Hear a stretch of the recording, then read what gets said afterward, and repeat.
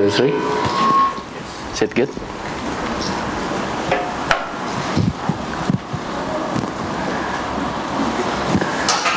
Shalom beloved. Apa kabar semuanya umat yang dikasih oleh Tuhan? Saya udah kurang lebih berapa hari yang lalu, kurang lebih seminggu, saya spend time di Ambon bersama dengan our brothers and sisters di GBC, God's Beloved Church Ambon. Dan hal yang luar biasa sekali kalau saya bisa pergi ke sana, karena seumur-umur belum pernah namanya kita jalan sejauh itu. Saya tahu namanya doang. Saya nggak tahu ternyata tempatnya luar biasa indahnya. Dan kalau saudara-saudara ada waktu bisa pergi sama-sama ke sana, spend time dengan teman-teman kita yang ada di sana, dan very very nice. Tempatnya itu super nice. Saya nggak pernah lihat itu pemandangan yang kayak gitu. Katanya itu udah Maldives aja gitu hampir lewat. Gitu. It's really good. Dan itu untuk para diver yang ada di sana, it's really heaven for diver. Di sini ada Bambang, nggak tahu ada di mana. Tadi saya barusan lihat dia. Saya dipinjemin snorkel sama dia, sama-sama sama istri saya snorkeling di sana. Truly is I almost see like heaven on earth. Benar-benar ada di sana. So nanti saya akan kasih lihat foto-fotonya. But today, hari ini, saudara-saudara notice bahwa hari ini adalah Pentecost Sunday. Hari ini hari Pentakosta. Saudara tahu hari Pentakosta adalah hari ke-50 setelah Easter atau setelah Passover. Dan hari ke-50, Penta itu ya, hari ke-50 itu menandakan bahwa waktu zaman dulu, pada saat orang Israel keluar dari tanah Mesir, 50 hari setelah itu, yaitu apa? 10 perintah Allah turun di atas gunung Sinai. Betul? Dan pada saat Musa turun, pada saat hukum atau 10 perintah Allah diberikan, 3.000 orang mati. Tetapi today, setelah Tuhan Yesus, dia bangkit dari kubur, dia mati di atas kayu salib, dia bangkit dari kubur, dia naik ke surga, duduk di sebelah kanan Allah Bapa. Hari ke-50 setelah Passover adalah hari di mana Roh Kudus dicurahkan kepada umatnya dan 3.000 orang mengalami kehidupan. Benar-benar the law condemns, but grace saves even the worst of us. Amin.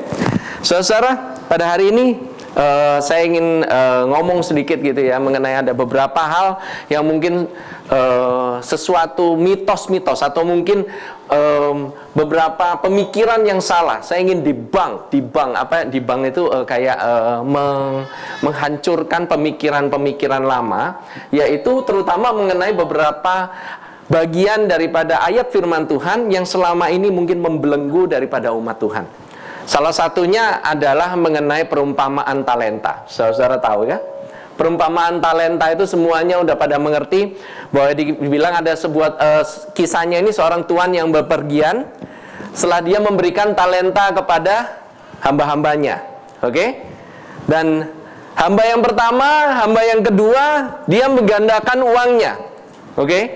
Dan hamba yang ketiga itu cuman simpen aja. Dan ketika tuannya kembali, dia memuji kedua hamba, kemudian dia menghukum hamba yang ketiga. Itu yang kita tahu kan? Itu yang kita selama ini kita ngerti. Nah, setelah itu banyakkan orang mulai berpikir, nah, karena itu Tuhan Yesus sudah mati di atas kayu salib, dia sudah memberikan kasih karunia-Nya, makanya jadi orang Kristen harus kerja keras karena kasih karunia-Nya. Dan talenta sudah diberikan, nggak boleh kamu berpangku tangan saja. Nanti kalau kamu sia-siakan talenta kamu dan kasih karunia-Nya, kamu nggak mengerjakan keselamatan, bukan? Dengan takut dan gentar, kamu akan dilemparkan ke dalam kegelapan dan neraka. Is that true? Banyak yang mendengarkan, pernah dengar tentang hal ini, ya kan? Nah, pertama-tama saya mau katakan, kamu adalah hamba, kamu bukan hamba, tapi kamu adalah anak. That's the first clue bahwa kita tahu itu bukan ditujukan untuk kita, yaitu gereja Tuhan. Karena gereja Tuhan itu diangkat itu bukan untuk menjadi hambanya lagi, bukan bahkan untuk menjadi temannya Tuhan lagi, tetapi menjadi anak, saudara-saudara. Lebih dekat mana? Hamba udah pasti nggak mungkin lah dekat dengan orang tuanya. Teman bisa sekali-sekali, tapi anak itu punya hubungan dengan papanya, punya hubungan dengan orang tuanya. Betul? Kita dianggap menjadi anak. Oke? So, kebenaran yang pertama, kamu adalah anaknya, kamu bukan hambanya. Kenapa? Kok ini diberitahukan mengenai hambanya ini? Karena ini ditulis di Injil Matius. Dan di kitab Matius ini ditujukan kepada orang-orang yang kebanyakan adalah orang Yahudi. Oke? Tuhan Yesus, dia mengatakan ini kepada siapa? Audiensnya penting. Siapa pendengarnya? Itu sangat penting. Jadi saudara bisa belajar memilah-milah antara di mana perjanjian lama, di mana perjanjian baru, dan siapa kepada siapa Yesus berbicara. Karena kalau kita semua istilahnya hantam kromo, semua hajar semua, ini untuk orang Kristen, yang merah-merah tulisannya untuk orang Kristen semua, karena Tuhan Yesus bilang bahwa sebelum dia naik ke surga, dia bilang semua, ajarkan semua yang aku perintahkan, termasuk untuk hukum perjanjian lama juga, mateng kita. Karena kita akan mengalami kebingungan yang luar biasa, dan itulah yang terjadi pada hari-hari ini. Kita sebagai orang Kristen, sebagai gereja Tuhan, banyak mengalami confusion. We're not lost, but we are confused. Karena apa? Kita berasa kita lost. Sebenarnya yang kehilangan itu adalah Tuhan, bukannya kita. Oke? Kita nggak pernah kehilangan sebenarnya. We're never lost. Kita itu confused. Banyak sekali kebingungan di dalam kekristenan, banyak sekali kebingungan di dalam gereja Tuhan, karena berbagai pengajaran yang mencampur adukkan antara perjanjian lama dan perjanjian baru. Before Jesus died dan after Jesus died. Dan itu nggak pernah diperjelas dari pulpit. Pulpit can pull you out of the pit atau pull you into the pit. Tahu? Pit itu apa? Lubang. Bisa menarik kamu keluar dari lubang atau menjerumuskan kamu ke dalam lubang yang lebih dalam. Amin. Nah, saudara tahu nggak kenapa kok dunia ini masih banyak kekacauan, dan padahal Tuhan Yesus ini udah menyelesaikan semuanya ini 2000 tahun yang lalu. Do you know the starts of the war? Semuanya mengenai perang. Bahkan perang ini semua kalau saudara lihat ya, banyak yang terkonsentrasi di daerah Timur Tengah. Betul kan? Nanti kita akan bersama-sama tahun ini kita pergi ke Israel. By the way, ini pendaftarannya sebentar lagi udah mau ditutup karena kita udah overbook. Saya juga bingung juga gitu. Saya baru pertama kali tahu bahwa pendaftaran ke Israel bisa sampai overbook. Udah sampai saya sendiri pun sangat mengucap syukur ya, bahwa begitu banyak orang-orang yang ada, bahkan jemaat-jemaat kita yang ada di gereja bisa ikut bersama-sama dengan saya. Selama kurang lebih kita 12 hari kita ada di sana. Kita akan melewati 2 Sundays. Dan leaders yang nggak ikut, dengan terpaksa dia harus khotbah 2 kali. Leadersnya kalau yang ikut semua, ya sudahlah, nanti kita lihat sajalah siapa yang nanti akan kita undang, oke? By the way, you know, semua sentralnya around war yang ada di Middle East, semuanya peperangan, perebutan kekuasaan, semuanya. There's always a war between religion, selalu ada perang di antara agama, Kristen, Islam, semuanya. There's a chaos, ada satu kekacauan, oke? Problemnya kita pikir, oh ini mungkin karena legalisme, mungkin karena condemnation. Oh mungkin problemnya dosa kali, ini gara-gara dosa. Tapi tahu nggak bahwa Tuhan Yesus telah membayar dosa-dosa itu di atas kayu salib. Seluruh dosa manusia sudah dibayar di atas kayu salib, termasuk kutuk sudah diredeem, sudah ditebus. Pada saat dia meneteskan darahnya di Taman Getsemani, darahnya menetes ke tanah, dia redeem the garden. What happens in the garden bukan stay in the garden, tetapi it affects the whole world. Setiap darah yang dia teteskan, keringat darah, menandakan bahwa kerja keras manusia sudah ditebus seluruhnya oleh darahnya. Kita rest, kita beristirahat kepada darahnya, pekerjaannya yang telah selesai di atas kayu salib. Amin. Nah, kalau misalnya sudah diridim, dan problemnya apa dong? Saya percaya problemnya ini adalah salah satu yang paling besar. Akar daripada problem ini adalah bahwa orang-orang tidak bisa mengidentifikasikan dirinya bahwa Allah itu adalah Bapaknya. Tuhan yang kita sembah itu bukan Tuhan, tetapi itu adalah Daddy God, Abba, Bapa kita yang mengasihi kita. God is not out to get you. Tuhan udah nggak memikirkan bagaimana caranya ini nangkep-nangkepin orang nih, bagaimana caranya ini jadi polisinya orang. Enggak. God is not in that business anymore. Tuhan itu, dia adalah Papa yang baik. Saya senang beberapa Twitter atau path yang ada yang ada di bermunculan di belakangan ini, some of our path juga from our brothers and sisters saying that God is our daddy. Tuhan itu adalah daddy kita. Tuhan itu adalah papa kita. Why? Tuhan bisa relate kayak begitu. Itu kenapa? Apa yang membuat kita ini bisa relate kepada dia seperti itu? Nah, karena banyak orang tidak bisa relate karena mereka mempunyai roh yang dinamakan roh yatim piatu. Saudara pernah dengar? Dibilang Tuhan Yesus dia bilang, aku tidak akan meninggalkanmu sebagai yatim piatu, tetapi aku akan memberikan penolong bagimu. Ya kan? Kenapa? Ini orang-orang yang sudah tua, orang-orang yang sudah mature. Lihat, orang-orang ini punya orang tua. Murid-muridnya kan waktu itu Tuhan Yesus ngomong, tetapi Tuhan Yesus berbicara kepada muridnya seolah-olah mereka ini anak yatim piatu. Kenapa? Karena it's a spirit. Roh yatim piatu ini yang jadi masalah terbesar. Orang yang ada di luar gereja itu seperti anak yang hilang. Oke? Orang yang ada di dalam gereja bersikap seperti anak sulung. Dua-duanya nggak pernah nerima kasih Bapa. Dua-duanya nggak pernah percaya akan kasih Bapaknya. Mereka punya yang dinamakan orphan spirit atau roh yatim piatu. Nah, ini yang jadi masalah terbesar. Orang tahu nggak yatim piatu itu ngapain? Saya mungkin pernah jelaskan ini sedikit. Orang yatim piatu itu, bukan mereka ini orang yang malang. Ya udah, pasti mereka adalah orang yang cukup malang karena mereka nggak ada orang tua. Tetapi coba saudara pernah pergi ke panti asuhan nggak? Atau pergi ke panti asuhan yang anak-anaknya yatim piatu. Begitu ada orang mau mengadopsi mereka, apa yang terjadi? Mereka mulai berebutan kan?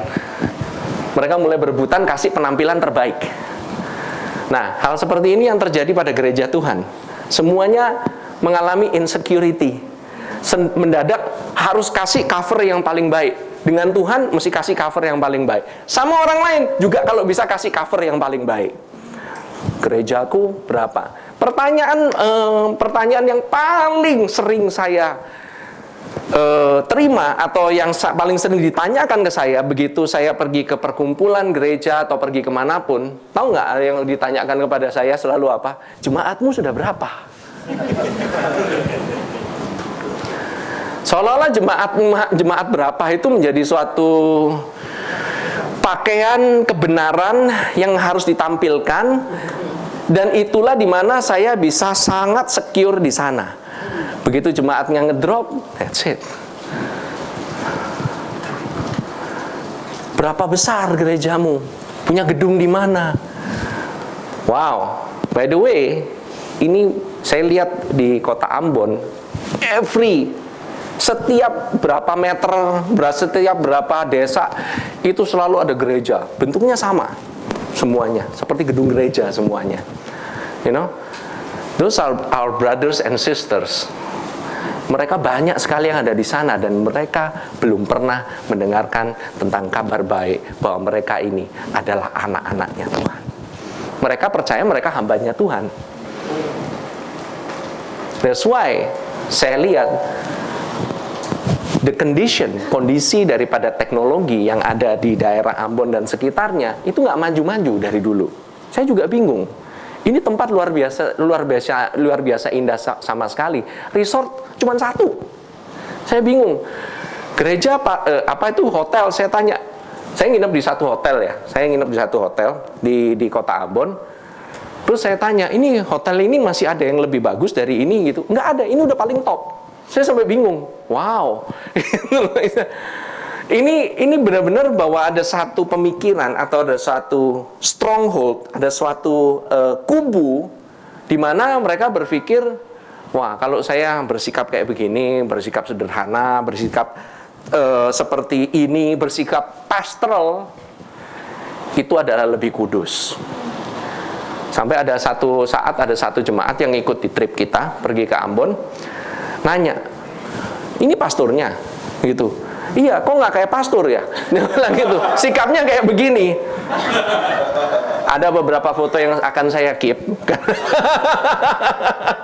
Karena fotonya kalau menurut standarnya kurang pastoral katanya begitu. Ada beberapa klip juga yang kelihatannya kurang pastoral. Tapi, well, nanti saya akan tunjukkan lah, kurang lebih. The thing is, saudara tahu nggak sih? Anak yang hilang yang di luar gereja itu, dia itu motivasi pulang pun itu bukan karena dia itu pingin bertobat, dia itu nyesel karena dia sudah ngomong bapaknya itu aku pingin ngambil hartanya. Enggak. Dia cuma bilang dia cuma pingin pulang karena dia lapar. Itu anak yang hilang. Motivasinya sangat mementingkan diri sendiri. Motivasinya supaya yang penting dia selamat dulu. Lihat bapaknya, dia selalu oversupply him, dia selalu memberikan, lavish him dengan his love, tanpa harus nanyain motivasinya mau balik seperti apa. Coba kalau orang Kristen setiap kali mau balik ditanyain, kamu motivasinya kenapa kamu mesti balik? Kenapa kamu bisa kayak begini? Jangan-jangan kamu benar-benar apa enggak nih? Semua ditanyain, semua dipertanyakan. You know, our Father is not like that. Bapak kita nggak kayak begitu. Karena kalau bapak kita sudah mau pulang ditanyain kayak gitu, ini anak bakalan bingung. Dia merasa ini bapak apa orang ini detektif. Oke? Yang di dalam merasa bahwa saya udah melakukan semuanya, tapi lihat bapaknya nggak pernah kasih dia upah. Dua-duanya merasa benar menurut ukuran dirinya sendiri. Dua-duanya merasa bahwa mereka percaya dengan kekuatan mereka bisa dapat, dan sedikit sekali mereka percaya akan kasih karunia dan supply daripada Tuhan sendiri. Saya percaya cuma ada dua orang tipe yang ada di dunia ini. Yang pertama, anak-anak Tuhan. Yang kedua, anak-anak yatim piatu. Oke.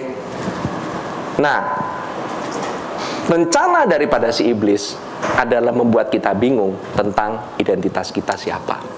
Kenapa? Buktinya Tuhan Yesus pada waktu dia keluar dari Sungai Yordan, dia setelah dibaptis, dia kemudian dibawa untuk dicobai. Pertanyaan pertama itu hubungannya dengan pernyataan Bapa setelah dia keluar dari Sungai Yordan. Pernyataan Bapa kepada Yesus apa? Inilah anakku yang kukasihi, kepadanya lah aku berkenan. That's the first statement yang didengar oleh semua orang, yang dinyatakan oleh semua orang, dan begitu pentingnya Bapa itu harus menyatakan siapa identitasnya Tuhan Yesus kepada semua orang, dan Tuhan Yesus sendiri pun diyakinkan kembali siapa identitasnya di hadapan Bapaknya. Inilah anakku. Kalau cuma dibilang inilah anakku, kepadanya lah aku berkenan, cukup bukan? Itu lebih daripada cukup. Orang aja dengar suara tau-tau menggelegar dari langit, ngomong kayak begitu aja udah pasti wow. Ini dia harus ngomong spesifik. Inilah anakku yang kukasihi. This is my beloved son. So important kita mendengar kata beloved ini, yang dikasihi. Karena kita ini ada di dalam yang dikasihi. And that is our church identity. Kita harus selalu mengingat bahwa gereja kita punya nama ini, itu ada sebabnya. Karena setiap kali kamu menyebut nama gereja ini, kamu diingatkan siapa dirimu di dalam Kristus. Oke? It's not about namanya berapa keren, namanya. No, it's not about keren-kerenan nama. It's about the church identity. Amin. Now, pertanyaan pertama dari iblis yang dipertanyakan, dia bukannya bilang, apa pekerjaan yang sudah kamu lakukan? Enggak. Dia nggak menanyakan pekerjaan Yesus. Yang dipertanyakan adalah identitas. If you are the son of God. Pertanyaannya, kalau kamu memang anak Allah, kan itu udah bikin orang bingung kan. Pertama, kalau misalnya kalian dihadapkan, semuanya sama. Sampai sekarang pun pertanyaan kepada kalian sama. Kalau kamu bilang kamu itu jemaatnya GBC, kalau kamu bilang bahwa kamu itu katanya anak yang dikasihi Tuhan, kok kehidupanmu masih kayak gini-gini aja? Selalu dipertanyakan mengenai identitasmu. Dan saudara harus bilang dengan jelas bahwa apa yang aku alami, apa yang aku kerjakan gak ada hubungan dengan identitasku di dalam Kristus. Tidak ada hubungan sama sekali. Jangan disambung-sambungkan. Itu gak relevan. Yang relevan adalah kalau Tuhan udah bilang kamu anak yang dikasihi, kamu adalah anak yang dikasihi. Tidak ada sedikit pun pernyataan yang bisa membatalkan itu. Dan Tuhan Yesus telah memeteraikan itu dengan darahnya sendiri. Dia berikan Roh Kudus dalam diri saudara untuk memeteraikan hal itu. Amin. Seberapa jauh kamu merasa nggak yakin bahwa kamu adalah anak yang dikasihi, seberapa jauh juga kamu punya roh yatim piatu itu. Sekali lagi ya, seberapa jauh kita nggak yakin bahwa kita adalah anak yang dikasihi, seberapa jauh itu pula kita ini telah mengalami yang namanya the spirit of orphan. Saudara, sekarang kalau orang mau serve Tuhan boleh nggak sih? Orang mau melayani Tuhan boleh nggak? Orang pingin jadi hamba boleh nggak sih? Melakukan pekerjaan hamba boleh nggak? Of course boleh. Dalam hati kita kepingin melakukan pekerjaan itu, tetapi dalam pikiran kita seharusnya kita nggak berpikir bahwa kita ini sama dengan pekerjaan kita. Kalau kita melakukan pekerjaan hamba, nggak langsung kita jadi hamba. Amin. Nah, seseorang yang mempunyai roh yatim piatu, dengan gampang dia akan bilang, saya hamba. Apapun saya akan lakukan, yang penting saya bisa nyenengin Bapak. Itu salah satu ciri-cirinya. Amin. Kelihatannya ini, wah, sounds good ya. Melakukan segala sesuatu, menjadi budaknya Yesus. Yes. Kayaknya seneng banget jadi budak. You know, kalau Rasul Paulus dia bilang dia itu budak. Remember, Rasul Paulus itu dia dari backgroundnya apa? Oke? Dia dulu itu adalah prisoner, budak daripada dosa. Dia itu budak daripada hukum Taurat yang mengikat dia. Dan dia itu istilahnya kadang-kadang kita ini bingung kenapa dia memberikan pernyataan seperti itu. Tetapi kebanyakan Rasul Paulus tidak pernah address, tidak pernah ngomong gerejanya sebagai budak, nggak pernah. Hanya 1 atau 2 ayat saja dia ngomongin bahwa dia itu budak, langsung ditangkap sama kita dan kita langsung mengidentifikasikan diri kita dengan budak. Kenapa? Why? Karena roh yatim piatu itu. Amin. Nah, seorang budak dia bekerja untuk uang, untuk upah. Betul. Tapi kalau anak itu nggak pernah bekerja untuk uang. There are no wages under grace. Nggak ada yang namanya upah di bawah kasih karunia. Yang ada adalah gifts.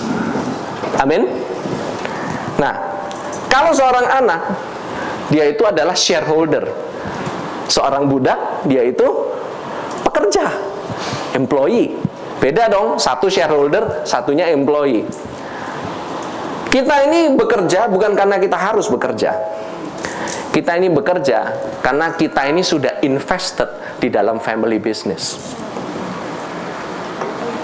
Kamu kalau misalnya bagian daripada bisnis, kamu bekerja kan bukan karena kamu harus kan? Karena kamu bagian daripada shareholder. Understand? Mengerti? Seorang budak, dia nggak akan tahu apa sih maunya Tuhannya. Apa sih mau Tuhannya itu?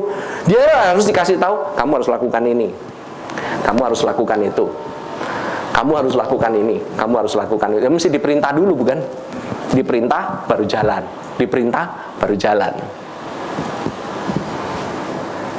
Biasanya ini kebawa-bawa sampai ke lingkungan gereja. Mau lakukan sesuatu, oke, doa dulu. Tanya Tuhan, apa yang mesti saya lakukan? Tanya Tuhan. Is it wrong to pray? Enggak. Doa minta, boleh nggak? Boleh. Tapi kalau kita sampai nggak bisa melakukan apa-apa, hanya karena harus nunggu, doanya berapa lama? Seminggu, Pak. Belum dapat pewahyuan, wahyunya belum turun. Itu there's something wrong with that thought. Ada sesuatu yang off dengan pemikiran seperti itu. Karena apa? Seolah-olah Tuhan itu lama banget mau ngasih jawaban. Seolah-olah Tuhan itu susah banget mau ngasih jawaban. Seolah-olah kita ini harus nunggu disuruh. Oh iya, kita nggak disuruh, kita nggak ini. Kita nggak disuruh, kita nggak mau lakukan. Kita nggak disuruh, kita nggak diperintah, kita nggak tahu. Karena kita nggak tahu, we never know God's will. Sebab itu kita harus menghadiri seminar How to Know God's Will. Bayangkan, seminar bagaimana mengenal kehendak Tuhan. Ketahuilah saudara-saudara, kalau kamu kenal sama bapakmu, kamu akan tahu bapakmu, saya ini sukanya kayak begini, bapak saya sukanya kayak begini. Ini ntar malam nih, gitu misalnya gitu ya. Misalnya gitu ya, bapaknya doyannya martabak manis. Nah, ini hubungannya selalu dengan makanan. Jam 7 bapaknya makan, jam 5 anaknya udah pesen martabak manis. Teleponin dulu. Habis itu jam 7 begitu selesai makan, langsung keluarin dari kulkas, ini martabak manis. Perlu disuruh? Seneng karena apa? Karena bapaknya.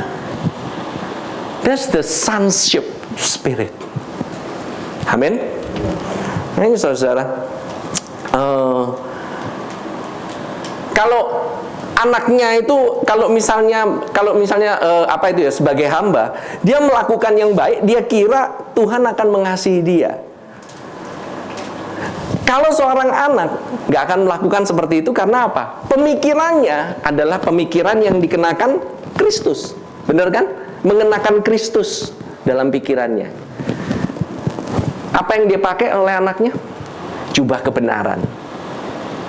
Dia selalu menghubungkan akan kasih bapaknya yang sudah ditunjukkan kepadanya. Kalau seorang hamba, dia akan selalu menunggu-nunggu Tuhan. Wait on the Lord, wait on the Lord, wait on the Lord. Tapi seorang anak, dia akan melihat apa yang bapaknya lakukan, dia lakukan. Yesus kan bilang kan, aku melakukan apa yang bapakku lakukan. Bapakku itu sukanya apa? Menyembuhkan orang. Itu yang dia lakukan. Bapakku sukanya itu apa? Memberikan orang itu prosperity. Dia pingin anaknya senang. Dia pingin anaknya itu kalau bisa setiap hari itu boleh mengalami kebahagiaan. Kalau bisa party every day.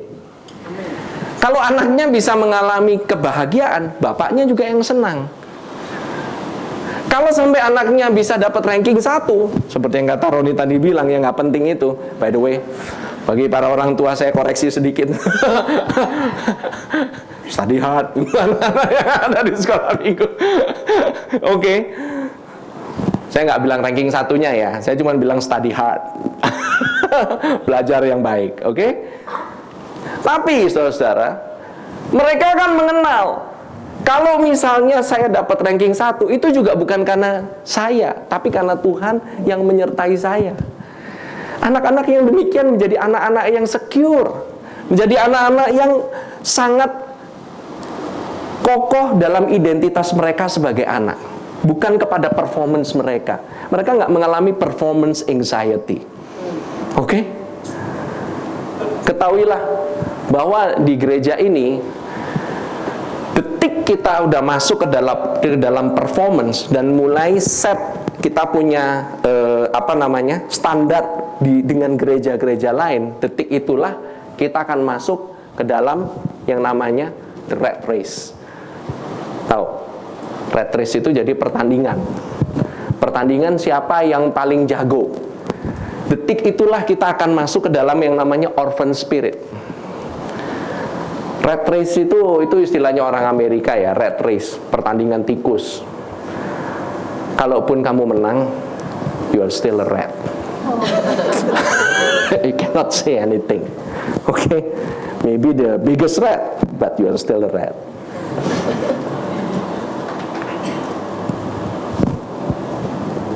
Terus bagaimana dengan teman? Banyak orang yang bilang, "Oh, I'm a friend of God." Israel Houghton dia menyanyikan I am a friend of God. I love that song. I think dia berubah sedikit setelah dia mengenal Injil kasih karunia. That was pre grace, this after grace. Agak beda sedikit lagu-lagunya. Before dia nyanyikan lagu I am a friend of God. I love that song. Tapi saya bingung, begitu saya mengidentifikasikan, saya ini friend of God or son of God? I'm sons and daughters of the living God. I'm not just a friend. Yes, Abraham jadi temannya Tuhan. Yes, it's good. Tapi seorang teman aja, mereka harus gedor-gedor untuk minjem roti di malam hari. Kamu bukan di luar, kamu tuh di dalam rumah. Makan roti, makan martabak manis dan minum susu hangat di dalam rumah, sembari tidur di dalam rumah dengan selimut yang sangat hangat. Amin. Seorang anak gak perlu pusing. Mau perlu apa, bapaknya yang menyediakan. Mau merit nih, gimana caranya nih penyediaannya? Uang cuman segini. Apakah mau merit tergantung dari uang?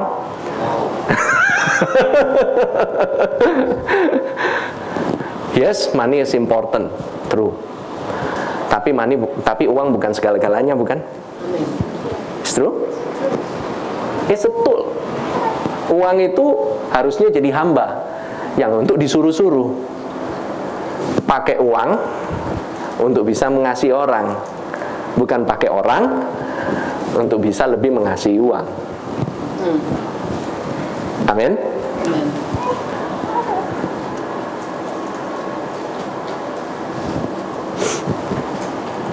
Nah, kalau seorang anak itu punya full right access. Kalau seorang teman, dia nggak gitu punya banyak akses.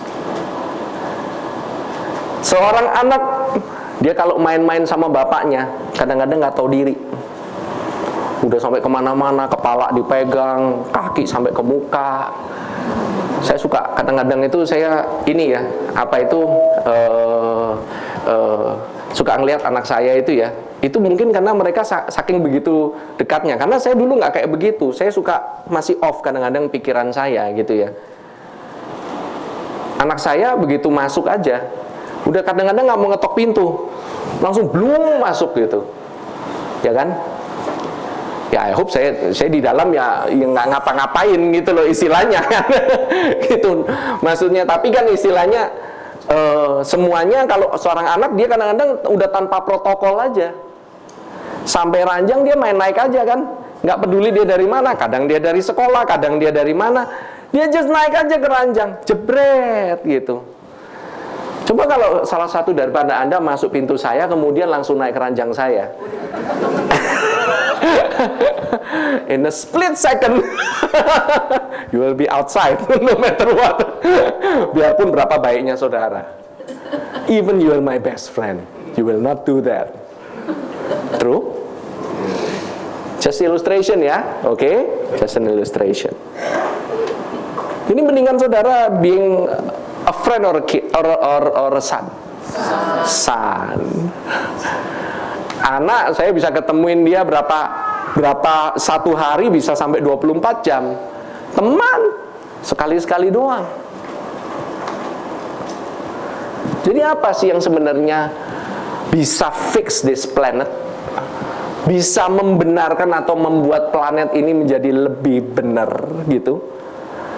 Roma 8 ayat 19. Coba deh, tayangin. Dibilang sebab dengan sangat rindu seluruh makhluk menantikan saat anak-anak Allah dinyatakan. For the creation waits in eager expectation for the children of God to be revealed. Kalau bahasa New King James Version-nya, they wait for the revelations of the sons of God. Begitu pentingnya pewahyuan tentang anak-anak Allah ini, supaya saudara bisa ngeresep di sini bahwa you are a son, you are not a friend, you are not a slave, you are not a servant. Oke? Di Taman Eden, Tuhan memberikan kepada kita bumi untuk bisa kita keep.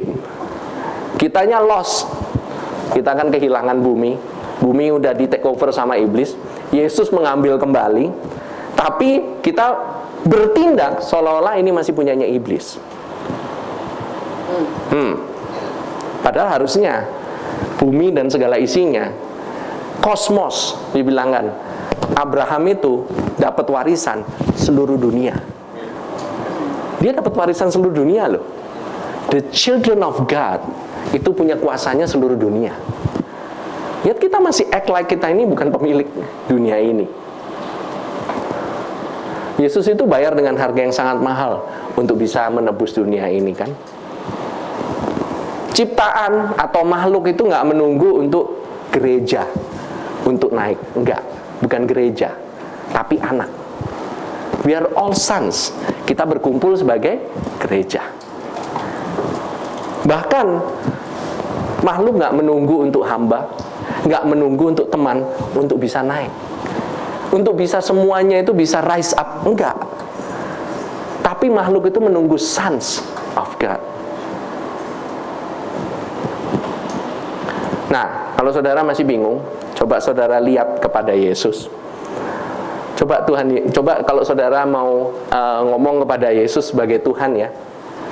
Pilihan A, dia adalah Tuanmu. B, dia adalah temanmu.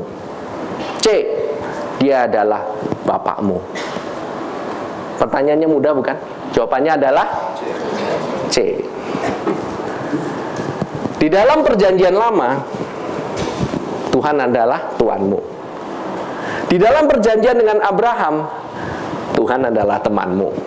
Di dalam perjanjian yang baru, karena Tuhan Yesus telah mengukuhkan dengan darahnya sendiri, Tuhan selalu relate kepada kita sebagai Bapa. Amin. Nah, kebanyakan kita bikin water down. Apa tahu water down? Diencerin. Jadi jawabannya apa? Jangan jawab sekali-kali all of the above. A, B, dan C, semuanya. No, it's still C. Amin. Jelas bukan? Saudara cukup jelas? Ya kan? Saudara, saya ingin kembali lagi ya. Matius 25 ayat 14 sampai 30. Yuk kita baca yuk sama-sama.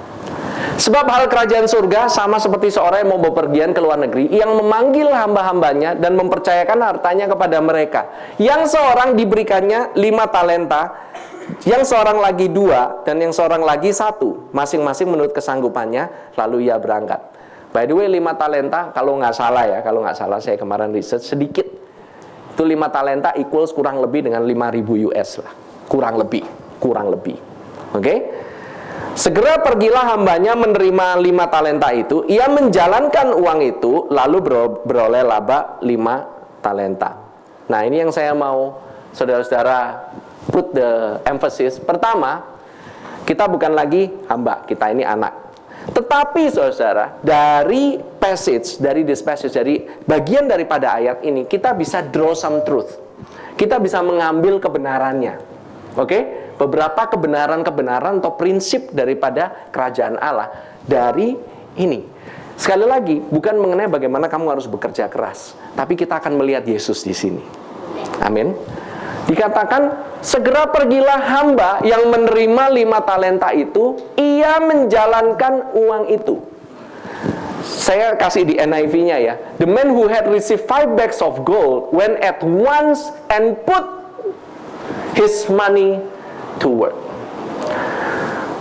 Percayalah, bukan dia yang bekerja. Dia put his money to work. Tahu? That's smart. Itu prinsip bisnis. Dia nggak bekerja untuk mendapatkan uangnya. Dia nggak bekerja untuk bikin ini jadi dari 5 talenta menjadi 10 talenta. Enggak. Dia put his money to work. Ini kalau sudah lihat nih prinsipnya, yang disuruh work siapa? Money. That's smart. Oke? Tuhan nggak mau kita yang maksudnya bekerja gila-gilaan untuk uang. Saya nggak bilang kita ini nggak bekerja. Kita tetap bekerja, tapi we put the money to work. Kadang-kadang kita money make us work. Karena uang, kitanya yang bekerja. Ketahuilah, yang ngasih 5 talenta siapa? Tuhan sendiri. Pernah nggak kita ini dibilang seorang hamba ini dia harus bekerja dulu untuk 5 talenta, kemudian baru dia menggandakan talenta itu? Enggak. Ini prinsipnya, Tuhan sudah kasih di depan. So, ini bukan upah dia. Ini adalah gift. Ini adalah pemberian. Nah, ini sering kita yang salah. Kita berpikir 5 talenta ini kan saya punya. No, it's God's gift. It's never yours to begin with. Kenapa kita sok bangga? Dikasih 5 talenta. Ini saya punya 5 talenta. Yang satu dikasih 1 talenta. Masa saya cuma punya 1 talenta? Nah, ya kan? Terus bagaimana kita caranya untuk put money to work? Ya, di sini banyak pialang-pialang saham. Gimana cara put money to work? Taruh di bursa saham lah. Atau taruh di bank lah, atau taruh di mana. That's how you put money to work, right? Diinvestkan ke sesuatu. You invest the money. Betul? You invest the money. Now, dibilang beberapa translation ya, dibilang, then di New King James, then you had received the 5 talents, went and traded with them and made another 5 talents. Mungkin dia pergi ke bisnis, mungkin dia jual beli sesuatu. Tetapi ini bukannya mengenai berapa keras kamu bekerja untuk uang ini, tapi apa yang kamu lakukan dengan uang ini. Sekali lagi, ini bukan ngomong mengenai berapa keras kamu bekerja dengan uang ini, tetapi kemana kamu invest uang ini. Betul? Ya kan? Nah, coba ya, kita lihat ya. Sekali lagi, yang diberikan kepadanya bukan upah, tetapi pemberian. Nah, kira-kira ini gambaran mengenai apa? The talents, ini gambaran mengenai grace, kasih karunia, kasih Tuhan, favornya dia, pengampunan. Kira-kira kalau kita udah dapat pengampunan ini, kita apain? Apakah kita harus bekerja keras untuk pengampunan ini? Enggak juga. Apakah kamu malah menginvest kasih ini, kasih karunia ini untuk orang lain, untuk dirimu, untuk keluargamu? Atau engkau bilang, kasih karunia cuman begini doang, ngapain? Taruh aja, nggak usah saya apa-apain. Do you know that you can put the grace in vain? Kamu bisa membuat kasih karunia menjadi sia-sia. Yes, kamu membuat kasih karunia menjadi sia-sia bukan dengan cara kamu kurang bekerja keras sih, kamu kurang melayani Tuhan sih. Enggak, detik kamu berada di bawah hukum Taurat, kamu membuat kasih karunia menjadi sia-sia dalam kehidupanmu. Kamu membuat segalanya tidak berjalan. Saudara, gimana cara membuat kasih karunia atau the money invested ini bisa works? Nah, coba ya. Saya teruskan dikit ya, Nah, di kisahnya ini kan ceritanya dua hamba ini dia memberikan, dia bilang, well done and good and faithful servant. Kamu sudah setia akan banyak hal. Now, sekarang saya kasih kamu lebih banyak hal lagi. Jadi caranya, dia ini bukan hanya memberikan kasih karunia ini untuk kita, istilahnya cuman kita diamkan saja. Tapi kasih karunia ini bisa di put to work. Nah, kasih karunia yang di put to work ini dengan cara bagaimana? Nah, ini yang kita sekarang pertanyakan kan. Bagaimana sih kok kasih karunia bisa di put to work? Bukannya kita ini yang harusnya bekerja. Iya kan? Kan harusnya lewat kita dong yang bekerja. Tapi kasih karunia ini bisa bekerja. How? Nah, caranya, nah di the message ini ya. Nah, ini sebentar ya. Nah, sekarang kalau misalnya kita udah dibilang bahwa kasih karunia ini diberikan supaya kita ini bisa berkuasa. Kelimpahan kasih karunia membuat kita lebih berkuasa, betul? Kebenaran Tuhan dibilang itu adalah gift. There's nothing, tidak ada satu hal pun yang bisa membuat kita bekerja lebih lagi untuk bisa mendapatkan kasih karunia. So, bagaimana caranya membuat kasih karunia ini bisa lebih bekerja dalam kehidupan kita? There's only one thing. Kita lebih percaya akan kasih karunia ini. The more you trust in this grace, the more it works in your life. Lebih percaya lagi kamu akan kasih karunia ini, lebih kelimpahan lagi kuasa untuk kamu mengatasi kematian dalam kehidupanmu. Detik kamu mundur daripada kasih karunia ini, detik kamu tidak apa-apain, gak membuat kasih karunia ini bekerja dalam kehidupanmu, detik kamu menganggap, cuman kasih karunia doang, saya taruh aja, saya tanam aja di bawah lubang, dan saya nggak ngapa-ngapain. Detik itulah kita menganggap bahwa ini nggak berarti. Kamu biarkan dan kamu tidak membuat ini bekerja. Jadi kasih karunia itu bisa diinvest, saudara-saudara. You can invest it. The way that you invest it, bagaimana cara kamu menginvestasikan adalah dengan kamu percaya lebih lagi. Kadang-kadang, pastor, revelation-nya cuma itu doang? Yes, cuma itu doang. So simple kan? Sometimes kan kita kan mikir, wah, bagaimana caranya? Waktu dulu, saya masih setengah-setengah. Waktu tahun 2005, saya pertama kali mendengarkan tentang Injil Kasih Karunia ini, atau dibukakan mengenai Injil Kasih Karunia ini, saya masih setengah-setengah, saya ragu-ragu, bener nggak sih ini bekerja apa enggak, ini masih bisa apa enggak. Tapi detik itu sebenarnya saya udah menginsult atau menghina akan salib Kristus. Karena apa? Saya nganggap kasih karunia Tuhan nggak cukup kok. It's not enough. Oh iya, kalau yang ngalamin kasih karunia-nya besar, mungkin. Itu tuh yang ngalamin 5 talenta. Yang satu cuma ngalamin 1 talenta, dia bilang, apa sih? Nggak terlalu efek dalam kehidupan saya. Saya bisa percaya, bisa enggak sih. Toh ini juga bekerja. Tanpa kasih karunia, saya juga udah bisa dapat segala macam. Saya prosper kok, cukup prosper saya. Detik itulah kita merasa kita nggak butuh akan kasih karunia-Nya kan. Detik itulah kita nggak nganggep ini perlu diinvest. Detik itu juga lah kita bilang, wah, ya udahlah, mendingan saya ikut bekerja aja. Yang kubu yang bekerja lebih enak, lebih aman. Nah, saudara, kalau saudara mau percaya kasih karunia, saudara jangan cuma percaya awalnya doang. Saudara harus percaya dari awal sampai finish.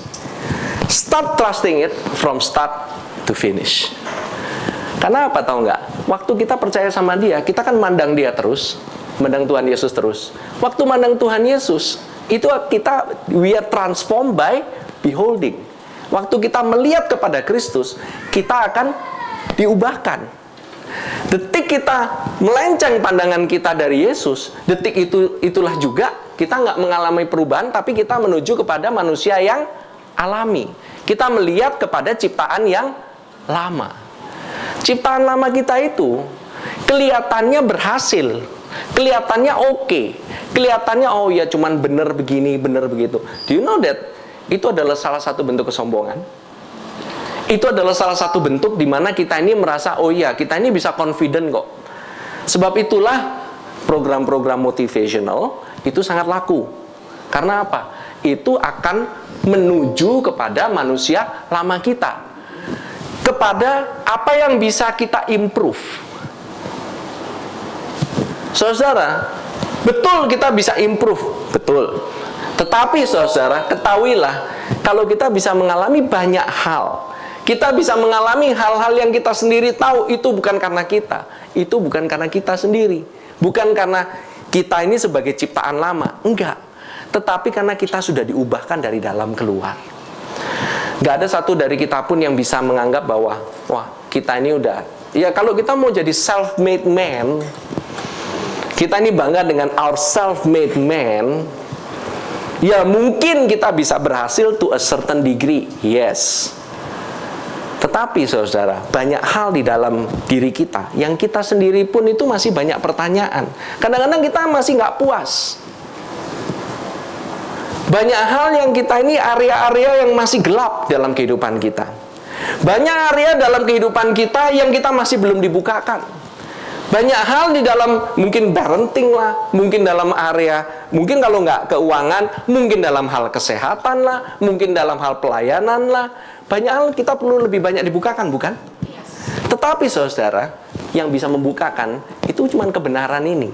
Nah masalahnya, kita ini by not putting our grace to work, waktu kita nggak membuat kasih karunia ini dipekerjakan. Tahu nggak saudara, itu menggunakan kasih karunia. Saya nggak trying to water down ya. Saya bilang, kamu pergunakan kasih karuniamu. Pakai yang namanya kasih karunia. Nah sekarang kalau saya bilang, pakai yang namanya Yesus. Wih, semua orang udah bilang, wih, Yesus dipakai. You use Jesus. You don't abuse Jesus. Tahu abuse sama bedanya use? Tulisannya abuse sama use itu mirip-mirip. Use itu U-S-E. Abuse, A-B-U-S-E. Up itu dari kata abnormal, use. Jadi kalau use itu dipakai dengan cara yang benar, abuse dipakai dengan cara yang abnormal. Jangan you can use the ministry of this church, pelayanan daripada gereja ini, untuk memberitahukan kabar baik. But do not abuse the church. Kalau kamu abuse the church, urusannya bukan sama saya, sama Tuhan. Oke? Ya, sekali lagi ya. Kalian bisa use the grace to work, but do not abuse the grace. Jangan abuse, jangan pakai untuk hal-hal, contoh ya. Kalian pakai, oh iya, saya pakai grace ini untuk bisa meloloskan saya dari tindakan-tindakan yang gak baik. Toh kan Tuhan udah ampunin saya. You know what? Itu kalian abusing the grace of God. Menyia-nyiakan yang namanya kasih karunia Allah. Kalau misalnya kalian gak melayani gitu, oke gak? Ya oke. Tahu-tahu misalnya Tuhan bilang, kamu dong, kalau misalnya ini punya talenta nih, bisa ngajarin anak sekolah minggu gitu. Terus kamu nggak mau pakai kasih karunia yang Tuhan sudah berikan kepadamu untuk bisa mengajar sekolah minggu. Kira-kira itu mempengaruhi keselamatan nggak? Nggak. Kamu nggak mau pelayanan pun sampai kamu tuh nanti ketemu sama Tuhan Yesus, nggak apa-apa. Nggak masalah, Tuhan nggak masalah sama sekali. Yang jadi masalah adalah kamunya nggak mengalami hal yang seharusnya kamu alami. You're missing out a lot. Saya merasa saya pergi ke Ambon aja gitu ya. Saya bilang saya missing out a lot ya. Selama ini kemana aja? Ada tempat begini indahnya. By the way, bisa ditayangin nggak? Sedikit. There you go. Jelas nggak? That's Ambon. Itu sebagian kecil daripada tempat yang ada di sana. Just sekelumit. Atau itu ada gunung, ada laut juga. Sampai saya bingung juga, kenapa bisa sebegitunya. Next. Ini GBC Center. yang ada di sana. Tempatnya Pastor Yao. Oke. Di sana itu tulisannya, itu lihat ada salib. Ya. Salib itu cuma tulisan selesai. Kalian tahu nggak sebenarnya dia mau tulisnya sudah selesai. Tapi ternyata sudahnya ketiup angin. Jadi beneran selesai. Ya memang itu yang mesti dinyatakan. Selesai, that's it. It's finished. So lebih biblical, saya lihat. Memang itu yang ngomongin. Next. Ini di tepi pantai. By the way, itu ikan yang kita dapat umurnya nggak sampai 30 menit, kita baru nangkep hidup-hidup.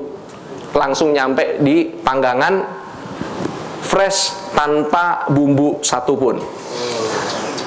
The freshest fish ever. Bagi penggemar sashimi yang suka Japanese food, you will love this. Ini ikan paling seger yang saya pernah makan selama ini. Saya pernah diajak Pak Arif makan sushi yang enak banget, sashimi yang enak banget. Cuman ini susah nih kayaknya ngalahin.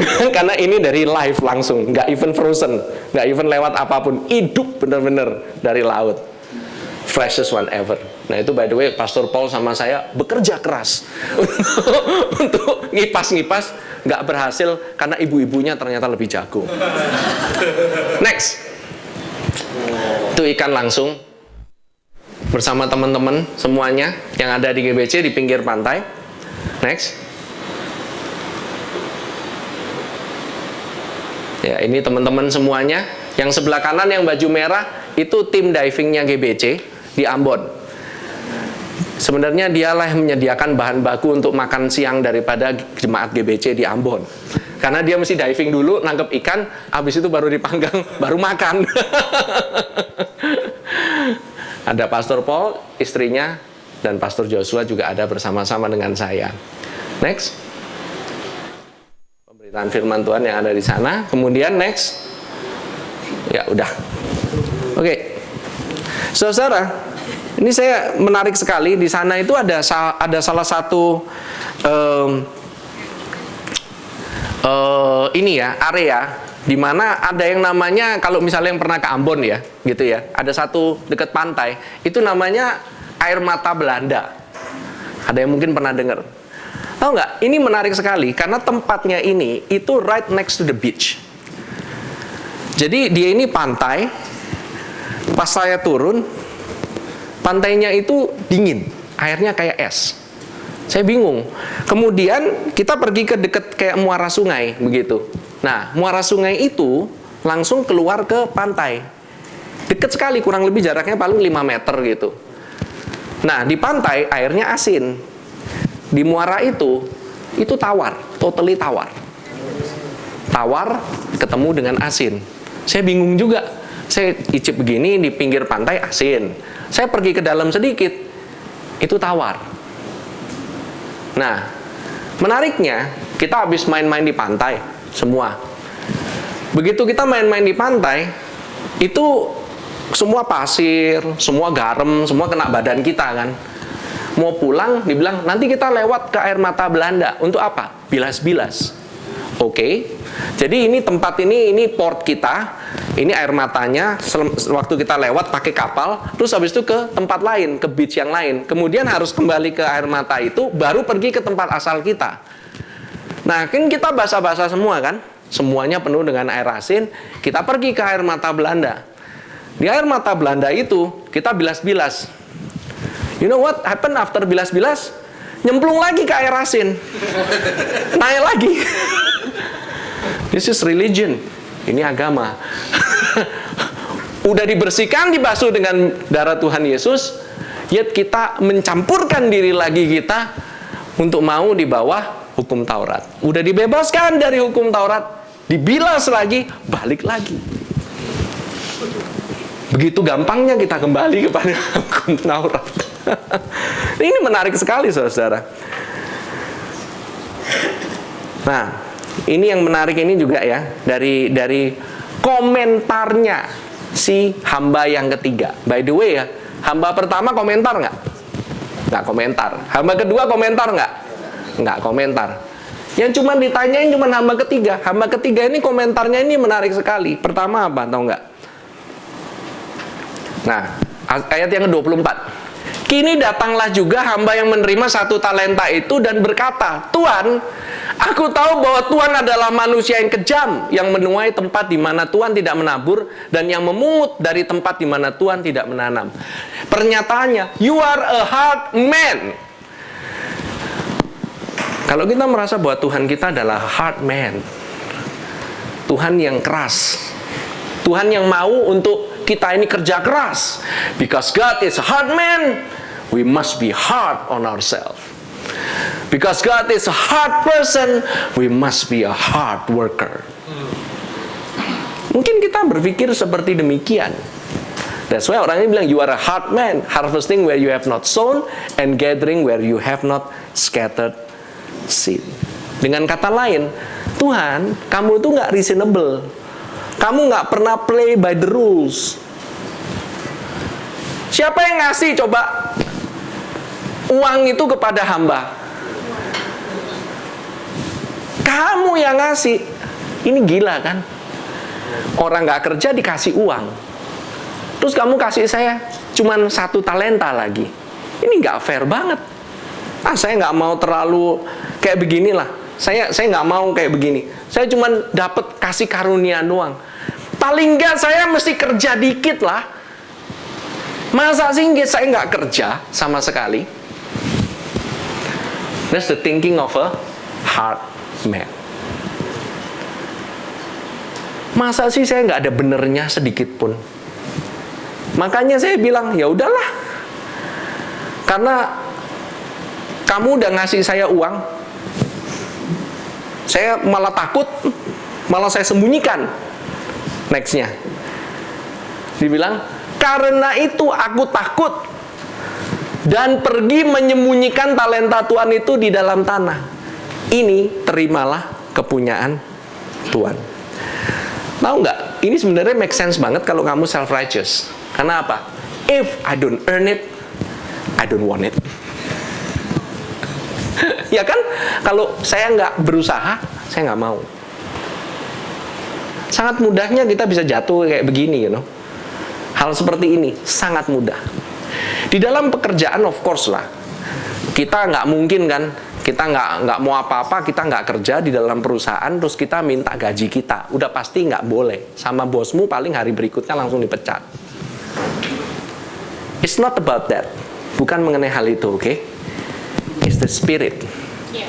Ini motivasinya yang ada di dalam. Kamu kalau kerja. Kamu kalau misalnya bisnis. When you work hard, you know why you work hard. Kalian tahu kenapa itu kalian tuh bekerja dengan begitu kerasnya. Itu karena kasih karunia Tuhan itu sudah diberikan kepada kalian. Because you have it. Karena engkau sudah punya. Mentalitas kita itu sudah punya segalanya. Maka dari itu kita bekerja. Bukan kita bekerja untuk mempunyai segalanya. That's different. Kadang kita bekerja untuk dapat apa? Dapat ini, dapat itu, dapat ini, dapat itu, dapat ini, dapat itu. Yet, ini dan itu sebenarnya sudah diberikan dari awal-awal. Kita nggak pernah menyadari bahwa hal itu sudah diberikan kepada kita untuk anak-anak yang dikasihinya. Tetapi anak-anaknya pikir harus bekerja keras dulu. Seperti anak sulung. Anak sulung mikir, saya harus bekerja keras untuk dapatkan lembu tambun. Selama ini lembu tambun banyak banget di rumah. Mau potong silakan aja. Betul? Bapaknya adalah bapak yang kaya. Kapanpun dia mau potong, terserah. Tapi ya dia nggak pernah mikir loh mengenai hal itu. Yang dipikirin, saya kalau nggak kerja, saya nggak pantas dapat ini. Saya kalau nggak bekerja, ya udahlah saya nggak usah lah. Mendingan nggak usah. Kasih karunia mah, apaan tuh? Yang penting saya nggak ngutang lah sama bapak. Nah ada loh. Some people think saya nggak perlu utang lah sama bapak. Saya nggak perlu lah. Saya nggak mau itu utang sama Tuhan Yesus. Saya harus bayar. Setiap apa yang saya dapat, saya mesti bayar. Dengan apakah saya harus membayar kebaikan-Mu Tuhan? Jawabannya adalah take and take some more. Itu yang disarankan bagi Raja Daud.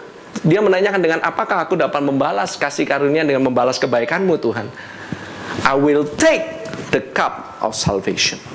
Aku akan mengambil cawan keselamatan itu. Saudara ketahuilah, pada saat saudara mengambil lebih banyak lagi, pada saat saudara mengetahui bahwa kasih karunia itu bisa bekerja, dan saudara bisa invest dengan cara saudara percaya lebih lagi, detik itulah kasih karunia bekerja dengan luar biasa, menggandakan kasih karunia yang sudah ada di dalam dirimu. Dan Dia memberikan reward setelah engkau menggandakan itu.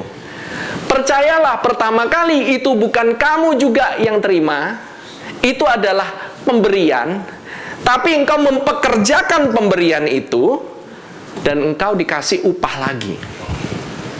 Bukankah hal ini hal yang luar biasa dari Tuhan kita? Lihat, orang Israel selama ini nggak pernah bisa percaya akan hal ini, ya kan? Coba kita baca sisanya. Ada nggak? Karena itu sudahlah seharusnya uangku itu kau berikan kepada orang yang menjalankan uang, supaya sekembaliku aku menerimanya serta dengan bunganya. Sebab itu ambillah talenta daripadanya dan berikanlah kepada orang yang mempunyai 10 talenta itu. Next. Karena setiap orang yang mempunyai, kepadanya akan diberi, sehingga ia berkelimpahan. Tetapi siapa yang tidak mempunyai, apapun juga yang ada padanya akan diambil daripadanya. Saudara, pada saat kita mempunyai apa sih? Pada saat saudara mempunyai, when you think you have, semuanya akan diberikan.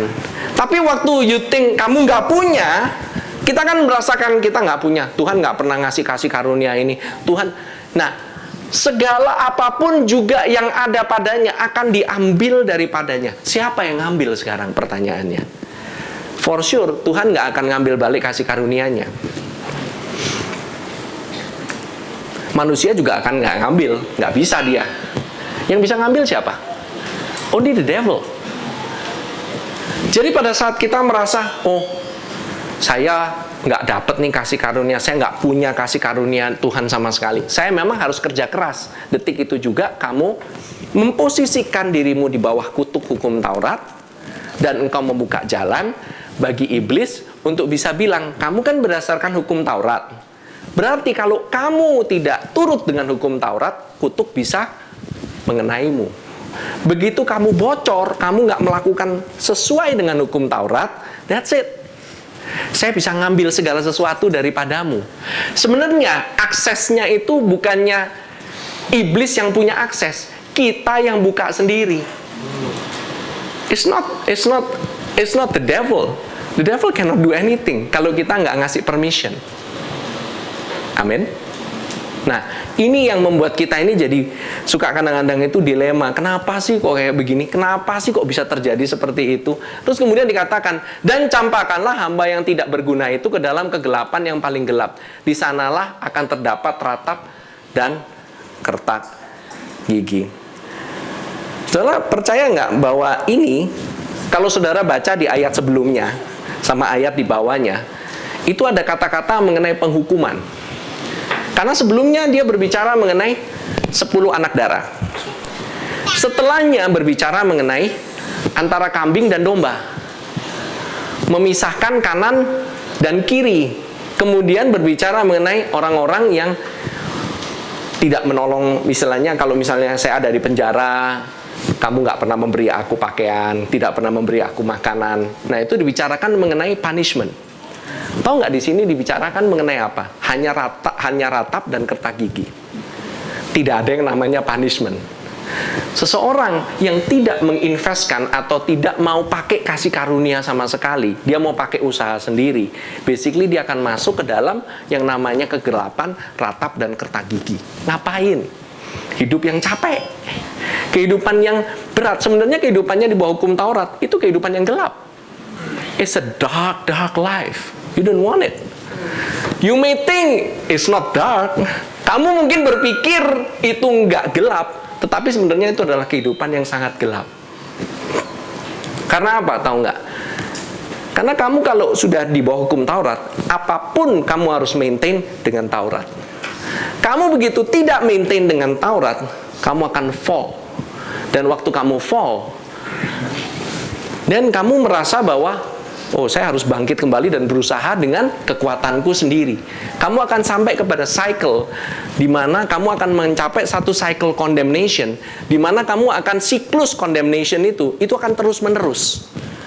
Begitu kamu capek, kamu merasa kamu tuh jatuh, kamu harus bangkit kembali untuk bisa melakukan hukum Taurat. Tapi begitu kamu kuat, kamu merasa, oh, saya nggak perlu siapa-siapa. Begitu kamu jatuh, kamu harus melakukan lagi. Kalau orang yang mix, itu nantinya begitu kamu dapat hukum, dapat kasih karunia-Nya. Tapi begitu kamu kuat, kamu kembali ke hukum Taurat. Begitu kamu jatuh, kamu mau kembali ke kasih karunia. Begitu dapat kasih karunia, kamu kuat, kamu akhirnya kembali ke hukum Taurat. Kembali dari hukum Taurat, begitu jatuh, kembali lagi ke kasih karunia. Ini yang sering dialami oleh banyak orang. Sama dengan kamu tidak invest that to work. Sama dengan satu talenta itu kamu tanam di dalam lubang, tidak kamu pekerjakan sama sekali. Padahal Tuhan sudah memberikan kasih karunia-Nya. Percaya apa enggak? Semua orang yang percaya Tuhan berikan kasih karunia-Nya. Setiap orang yang percaya itu memang sudah dalam kasih karunia, betul. Tetapi ada orang yang mau pakai kasih karunia, ada yang nggak mau dipakai sama sekali, dibiarin aja seperti itu. Kasih karunia bisa multiply, bisa. Yes, you can double it. Dan saya ingin saudara-saudara bisa mengalami kelimpahan kasih karunia demi kasih karunia. Amin. Let's pray. Mari kita berdoa. Tuhan Yesus, kami mengucap syukur untuk hari ini. Tuhan, kami melihat setiap daripada anak-anak-Mu yang ada di tempat ini saat ini boleh mendapatkan rema daripada Tuhan sendiri, boleh mendapatkan the living word, firman yang hidup itu, yang boleh tertanam dalam setiap hati daripada kami. Bahwa kasih karunia-Mu adalah kasih karunia yang bisa di make it work. Bahwa kasih karunia-Mu itu justru Engkau sangat senang apabila kami mempergunakan kasih karunia itu. Apabila Engkau bahkan mengelau kami, Engkau membiarkan kami untuk boleh menggunakan Yesus senantiasa di dalam setiap kehidupan kami. Karena Engkau tidak pernah melupakan kami. Dan Engkau memberikan Yesus kepada kami untuk setiap hari kami boleh pakai. Kami boleh use that. Kami boleh use the grace to work. Tuhan, aku percaya setiap umat-Mu yang ada di sini, anak-anak-Mu yang dikasihi ini adalah anak-anak yang mengerti tentang siapa Bapak mereka. Bapak mereka adalah Bapak yang baik. Setiap apa yang mereka diberikan oleh Bapak, itu adalah hal yang baik untuk bisa kami nikmati dan kami bisa pergunakan dan kami bisa use it. Terima kasih ya Tuhan. Terima kasih Tuhan. Bahwa ini bukanlah mengenai bagaimana kami bekerja lebih keras lagi, tetapi ini berkata mengenai kasih karunia-Mu yang akan bekerja dalam kehidupan kami. Setiap kasih karunia yang kami invest, tidak ada yang tidak berbuah. Setiap hal itu akan berbuah. Terima kasih ya Tuhan. Kami mengucap syukur. Thank you Lord Jesus. Terima kasih Tuhan. Thank you Lord Jesus. Pada hari ini, hari Pentecost Sunday, saya ingin mengundang juga untuk teman-teman yang mungkin belum pernah mendengar tentang Injil kasih karunia ini, mengenai kebaikan daripada Tuhan Yesus Kristus.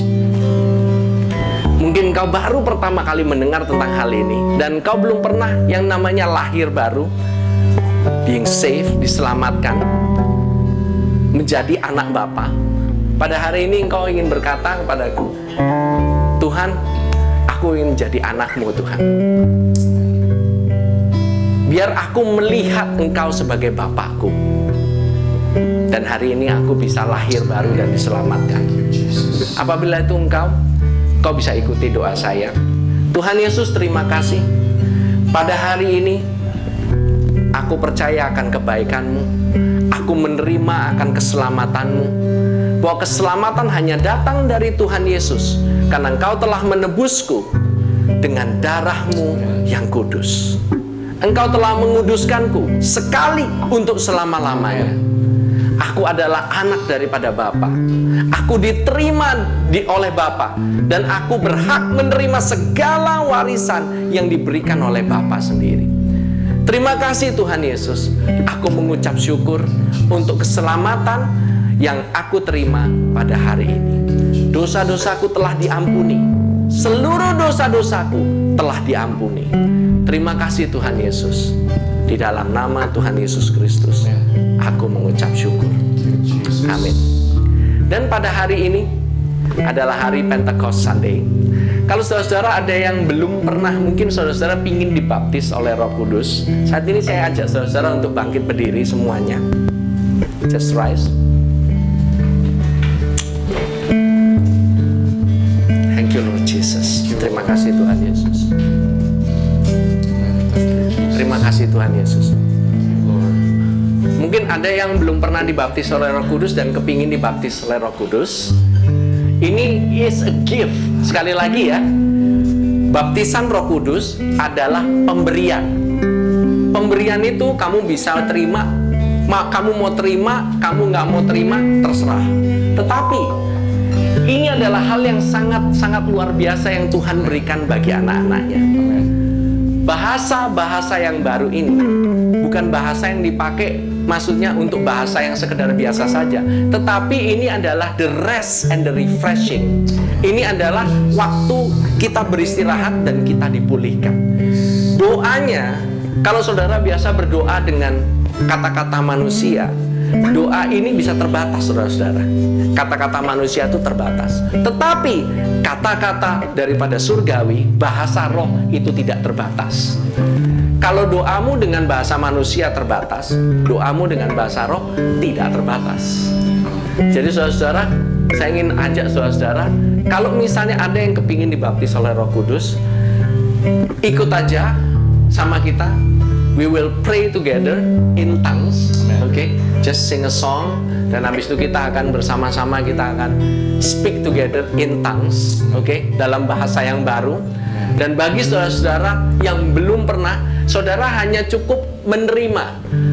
Oke? Dan saya ingatkan sekali lagi, pada saat saudara menerima, yang memulai itu pertama kali untuk buka mulut, itu bukannya dari roh, tetapi saudara yang harus buka mulut. You need to speak it. Dan saudara-saudara, ini bukan kerasukan roh, oke? Ini bukannya kayak orang, kayak tangki begitu ya istilahnya. Tangki itu? Orang yang kerasukan lah, gitu loh, oke? Saudara kapan aja gitu ya bisa kemasukan gitu, terus kemudian nggak bisa keluar gitu. No, it's not like that. Tetapi saudara, pada saat saudara menerima, saudara bisa start kapan aja, saudara bisa end it kapan aja. Jadi biarlah ini boleh membebaskan saudara. Oke? Dan bahasanya terserah saudara, apapun yang dimulai terserah. Ada orang mulai dari baba, ada yang mulai bibi, bu, terserah. Oke? Itu nggak ada masalah sama sekali. Saudara harus memulai ngomongnya dulu. Nanti seterusnya kasih kepada Roh Kudus. Oke? Jadi saudara-saudara, mari kita bersama-sama just sing one song. Haleluya, haleluya, haleluya, haleluya,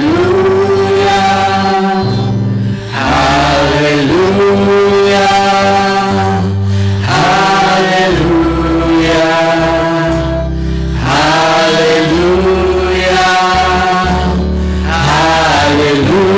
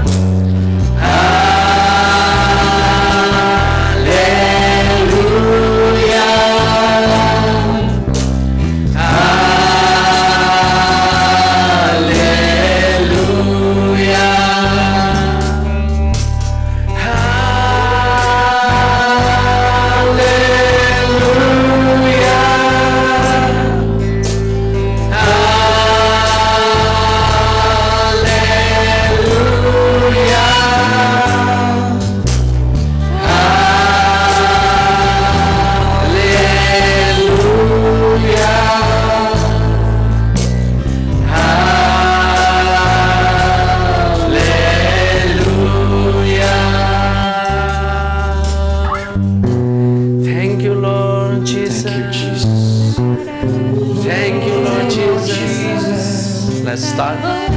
Mari kita mulai.